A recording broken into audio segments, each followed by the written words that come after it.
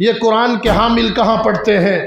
یہ مدارس کے اندر پڑھتے ہیں کہ پوری دنیا کے کفر کی آنکھوں میں جو کھٹکھٹاتے ہیں وہ یہی مدارس کھٹکھٹاتے ہیں، وہ یہی مدارس دینیہ کھٹکھٹا رہے ہیں، اس لیے کہ مدارس سے اسلام زندہ ہوتا ہے، مدارس سے دین زندہ ہوتا ہے۔ انہوں نے کہا کہ ان مدرسوں کو بلڈوز کر دیا جائے، ان مدرسوں کو ختم کر دیا جائے۔ ہائے، اس لیے ختم کر دیا جائے کہ یہاں قال اللہ کی صدا بلند ہوتی ہے، قال الرسول کی صدائیں بلند ہوتی ہے۔ کیا آپ نے نہیں دیکھا مغربی ممالک کے جراثیم یہاں پھیلے ہوئے ہیں، مستشرقین یورپ کے جراثیم ہمارے وطن عزیز کے اندر پھیلے ہوئے؟ وہ ملک جو لا الہ الا اللہ کی بنیاد پہ بنا تھا، آپ نے چند ماہ قبل دیکھا ہوگا کہ کراچی کی سرزمین پر مدینہ مسجد کو بلڈوز کرنے کا حکومت نے ٹائم دیا تھا، لیکن قربان جائیے ان مرد کلندروں پر انہوں نے کہا جان کا نذرانہ تو پیش کر سکتے ہیں لیکن مسجد کو قطعاً نہیں گرنے دیں گے، اور انشاءاللہ وہ گری بھی نہیں، حکومت کی جرت ہی نہیں ہے اس کو گرا دے۔ آپ سے میں پوچھتا ہوں مؤدبانہ طور پہ کہ جس وقت سال کوٹ کے اندر گردوارہ بنا دے، اسلام آباد کی سرزمین پر مندر کی تعمیر کا حکم دے اور مساجد کو حکم دیا جائے ان کو گرا دیا جائے، مدارس کے بارے میں حکم دیا جائے ان کو گرا دیا جائے، کس لیے گرا دیا جائے؟ یاد رکھ لو، میں دلیل کی بنیاد پہ کہتا ہوں، الذین ان مکناہم فی الارض اقاموا الصلاۃ، حکومت وقت کا کام ہے کہ جو وہ ہے نماز پڑھنے کے لیے جگہ بنائے۔ اگر کوئی حکومت اپنے کام میں فرض منصبی کے اندر غفلت اور سستی کر رہی ہے، پھر عوام کا کام ہے کہ اپنے فرض منصبی کو ادا کرتے ہوئے مسجد بنائی جائے تاکہ لوگ نماز پڑھیں۔ حکم ملا گیا جی اس کو پارک کے اندر تبدیل کر دیا جائے۔ 300 گز کے فاصلے پر ایکڑوں کی جھیل بنی ہوئی ہے، آپ وہاں بھی تو بنا سکتے تھے، لیکن یہ وجہ نہیں ہے۔ وجہ یہ ہے جو اشارے باہر سے ملتے ہیں، ان مدارس کو بلڈوز کر دیا جائے۔ یہی ہمارے لیے ترقی کی رکاوٹ بنے ہوئے ہیں، یہی پڑھنے والے ترقی کی رکاوٹ بنے ہوئے ہیں۔ یاد رکھ لو، میں آج آپ کو کہتا ہوں یہ چھوٹا موٹا جو دین ہمیں نظر آ رہا ہے، یہ اسلام کی روشنی جو ہمیں نظر آ رہی ہے، یہ چند مٹھی بھر اہل علم اور علماء کی قربانیاں ہیں، ورنہ اس کو سیکولر بنانے میں کوئی ٹائم نہیں لگے گا۔ اور میں آپ کو کہتا ہوں مدارس کے اندر ہم نے کیا چیز کو دیکھا؟ آپ نے کہا امامت کی ضرورت ہے، بتلائیں ایک مسجد مجھے پیش کر دیں کہ جس کے اندر امامت نہ ہوتی ہو، ایک مسجد کو پیش کر دیں جس کے اندر کوئی جمعہ نہ پڑھانے والا ہو، ایک جنازہ مجھے ثابت کر دیں کہ جنازہ تیار ہے پڑھانے والا مولوی نہ ہو، ایک نکاح ثابت کر دو کہ نکاح کے لیے دلہا بیٹھا ہوا ہے پڑھانے والا کوئی مولوی نہ ہو، ایک تجہیز و تکفین میت کو پیش کر دو کہ میت لاش رکھی ہوئی ہے غسل دینے والا کوئی نہیں ہے۔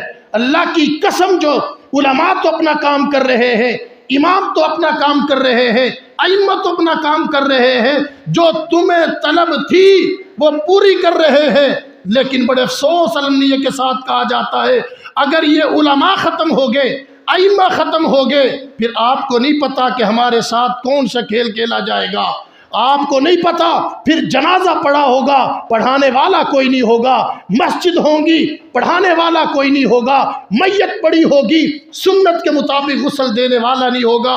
ہاں اس کائنات کے اندر، اس کرۂ ارض کے اندر ایسے بھی آپ کو میں جگہ دکھلا سکتا ہوں جہاں مدارس کو بلڈوز کیا گیا، مدارس کو بلڈوز کیا گیا، مساجد کو ختم کیا گیا، آج وہاں نماز پڑھانے والے بھی نہیں مل رہے۔ اٹھاؤ شام و عراق کی تاریخ، خلافت عباسیہ کا توتی بولتا تھا، خلافت عباسیہ کا دبدبہ روب تھا، مساجد و مدارس کے اندر علوم اور فنون پڑھایا جاتے تھے۔ آج پاکستان کے مفتی اعظم، 6 بر اعظموں کا سفر کرنے والا مفتی تقی عثمانی صاحب جب وہاں گئے، چیف جسٹس بھی تھے اور وہ پاکستان کے جید مفتی ہیں، جب شام کے اندر گئے وہاں دیکھا پیران پیر شیخ عبد القادر جیلانی رحمت اللہ علیہ کی جس وقت مزار مبارک پر گئے تو کہا کہ کوئی عالم سے میں ملنا چاہتا ہوں۔ وہاں کے اہل علم نے کہا حضرت یہاں کوئی عالم آپ کو نظر نہیں آئے گا۔ تلاش کرتے کراتے جس وقت ایک مکتبے میں گئے، ایک مدرسے کے اندر، وہاں سفید ریش ہے، سفید بھوئیں ہیں، عمر کا تقاضا ہے، اس سے ملاقات کی تو حضرت مفتی تقی عثمانی صاحب فرمانے لگے کہ آپ یہاں کا مجھے تعارف کروا دو۔ اس نے کہا پہلے آپ اپنا تعارف کروائیں۔ فرمایا میں پاکستان سے آیا ہوں۔ اس بزرگ نے کہا کہ وہاں کیا علماء پڑھا رہے ہیں؟ فرمایا ترجمہ بھی، تفسیر بھی، حدیث بھی، اصول حدیث بھی، فقہ بھی، اصول فقہ بھی۔ فرمایا کہ قافیہ تک سبق پڑھاتے ہیں۔ اس بزرگ کی آنکھوں میں آنسو آ گئے، چیخ چیخ کر رونے لگا۔ فرمایا کہ حضرت یہاں کے مساجد و مدارس کو بلڈوز کر دیا گیا، جو کچھ مدرسے اور مساجد بنے ان کے اندر جو ہے تعلیم یافتہ گورنمنٹ کے لوگ آ گئے۔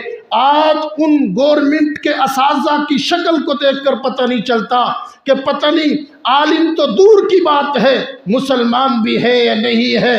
میری وصیت یہ ہے پاکستان میں جا کے علماء سے یہ عرض کر دینا کہ سب کچھ برداشت کر لینا، لیکن مدارس اور مساجد کے خاتمے کو برداشت نہیں کرنا۔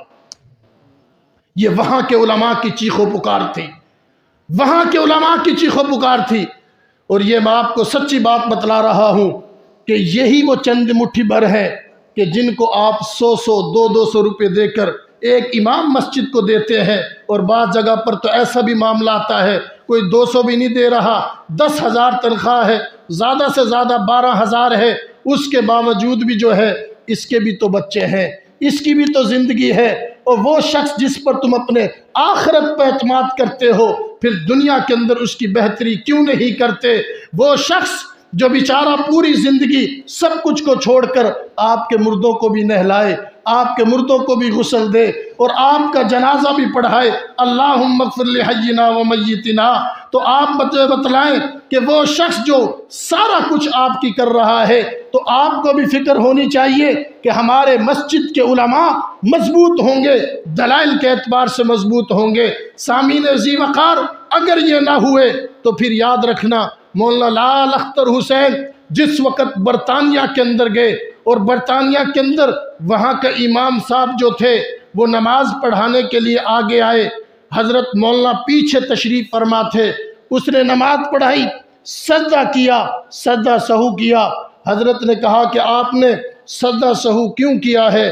فرمانے لگے کہ میری ہوا خارج ہو گئی تھی، اس لیے میں نے سجدہ سہو کیا تھا تاکہ میری نماز درست ہو جائے۔ آپ مجھے بتلاؤ کہ جس کا وضو ہی نہیں ہے وہ نماز اپنی تو کیا دوسروں کی کیا نماز پڑھائے گا؟ ایسے لوگ پھر آپ کو ملیں گے تو یاد رکھنا پھر دنیا بھی بے بیکار ہو جائے گی، آخرت بھی بیکار ہو جائے گی۔